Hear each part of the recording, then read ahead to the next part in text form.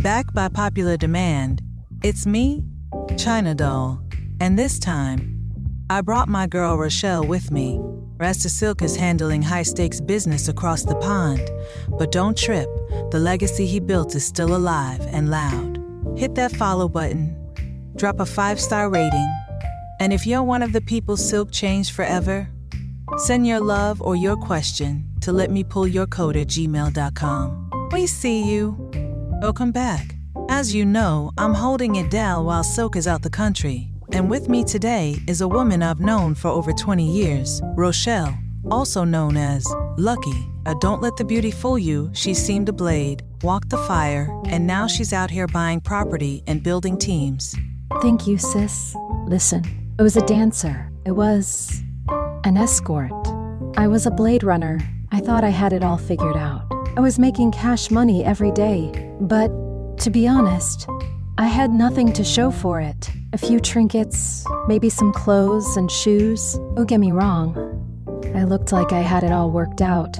That is, until we chose Silk, and he sat me down and showed me what real game, guidance, and leadership looked like. Now, I own my own. Or I own a boutique and a logistics company. All legit, and it's all mine. That's why I had to bring you on today. We get a lot of questions from women in the game, from women out the game, and from women trying to find their way once they left the game. So we gon' pull some posts today and do it like Silk taught us. We're gonna do it raw, real, and with love. Let's get it. First up, we've got Hannah from New York. She says, I'm gonna ask the question that everybody wants to know. Does Silk still have girls choose him? And does he still sing girls? Well, right off the get-go, Lucky, you want to take this one? Thanks for throwing me under the bus. Well, Hannah, let me put it like this. I never discuss another person's business. I'd rather you contact him directly for that answer. Just send him an email and put, "For Silk's eyes only," in the subject line. This way, he'll know it's not meant for the podcast. Just him. I was stumped on that one. I was like, should I or shouldn't I? Okay, moving on. Next, we got Alicia from Korea. She says, I left the escort life 2 years ago, but feel like people still define me by it. Any advice on how to rebuild my image? First, you have to own your truth. People are gon' whisper whether you broke or ballin'. What matters is how you carry it. When I opened my first shop, folks remembered the dancer, not the boss. I didn't argue. I remember I had a customer say, "Weren't you that girl from Club Eclipse?" I smiled and said, "Yes, and now I own this store." Eventually, they stopped asking. Time and receipts will do the talking. Period. I tell them all the time, you can't be ashamed of your past if it paid your future.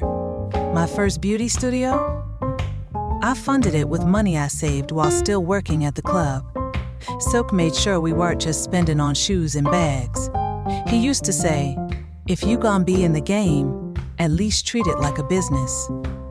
Now we got DeAndre from Memphis. He says, I'm dating a woman who used to dance.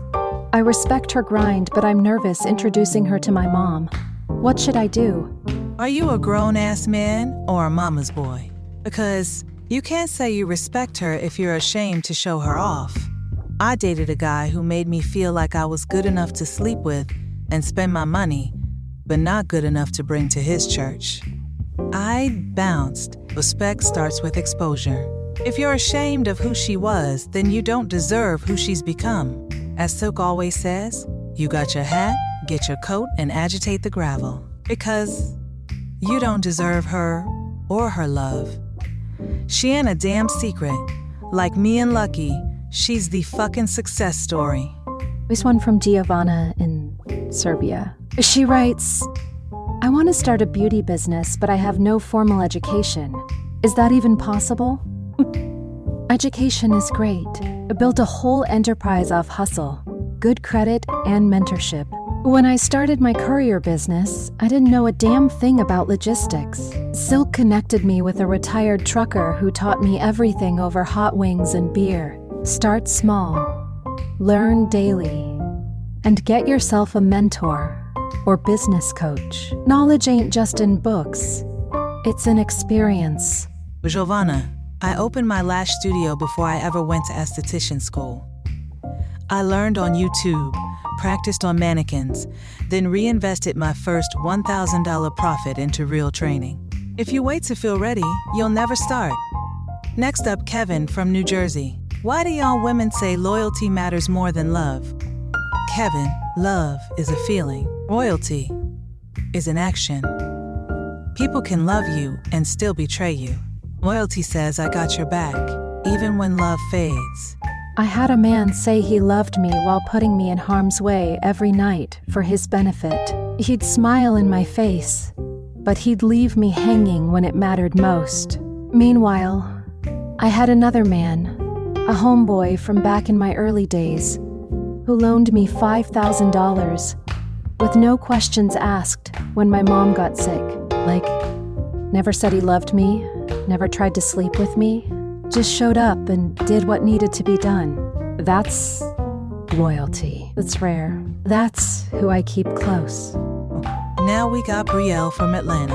How did y'all go from stripping to stock portfolios?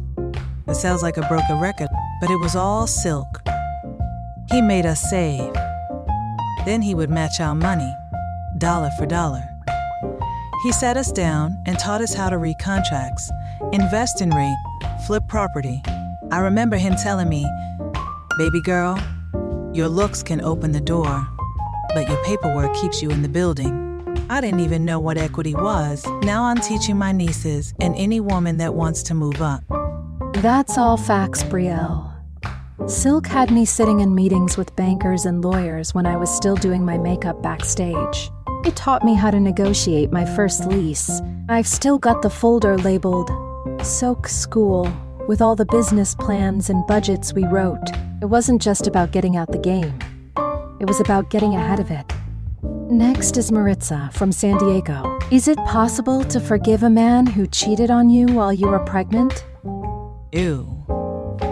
Maritza, you can forgive, but you don't have to stay. Girl, that question alone is everything. I had a similar situation. He told me he cheated because he was stressed about becoming a dad.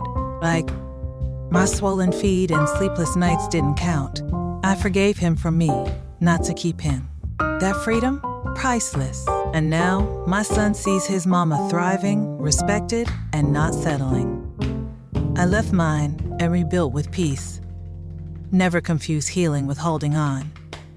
I had to look in the mirror and ask, do I want to raise a child watching me accept this? We've got a few more left. If you are picking up what we're putting down, don't forget to like, comment, and subscribe. Be sure to share this with anyone you feel may need it. Okay, next up we have Luca from Italy. He asks, is it true that the game still follows you, no matter how far you run? First off, Luca, why run from it? The world is the game. You can't get through life without having some game about you. Accept the game. It's what keeps the world turning.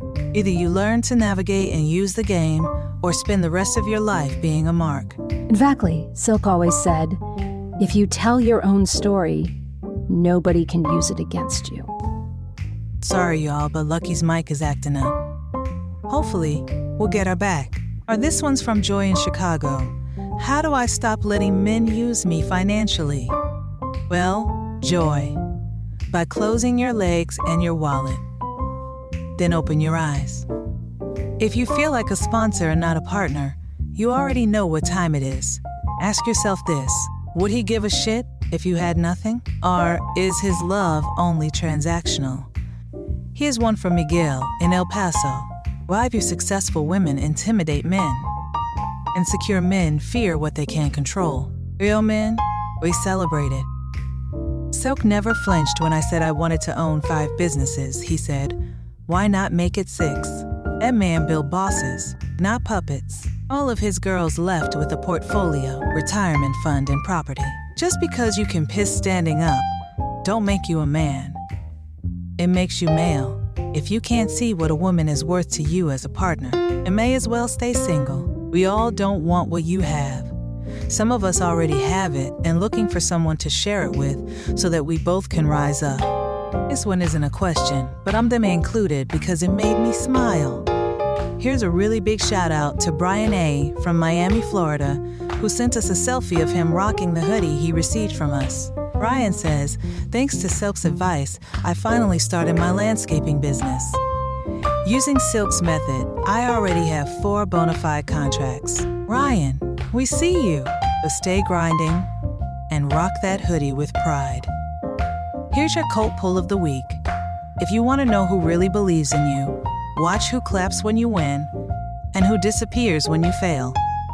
Your past can explain you, but it should never define you. Every chapter ain't meant to be reread. Before we close out, we gotta show love to a few folks who've been riding with us heavy. Big salute to Keisha B. from Detroit. She said our last episode gave her the push she needed to walk out that toxic salon job and finally open her own lash suite. Sis, you did that. And shout out to Tony in London. He been sharing the podcast every week on his IG stories and even sent in a question for next time. We see you. Oh, and major love to Miss J from Houston, who donated 3 podcast hoodies to women at a halfway house. That's real community work. Sorry that we lost Lucky, but she promised to stop back by when she's in town again. This episode is proof that Silk's legacy lives on. Me, Rochelle, and several other former track stars are living proof that you can elevate your life by picking up what we're putting down. We were part of Silk's plan. He didn't save us, he showed us how to save ourselves. Now, we pass it on to you. What do you want out of life? Do you want to start something real? Then you need to hit us up. If you have any comments, questions, or just want to share something with us, you can reach us at letmepullyourcoat@gmail.com. Feel free to subscribe, share, and if Silk ever helped you level up, leave a message or become a subscriber. You may receive some nice merch.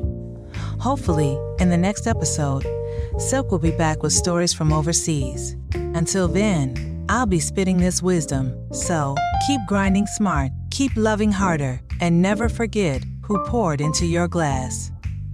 If you ever need us, we are always here to pull your coat and straighten your crown. Until next time, much love and much respect.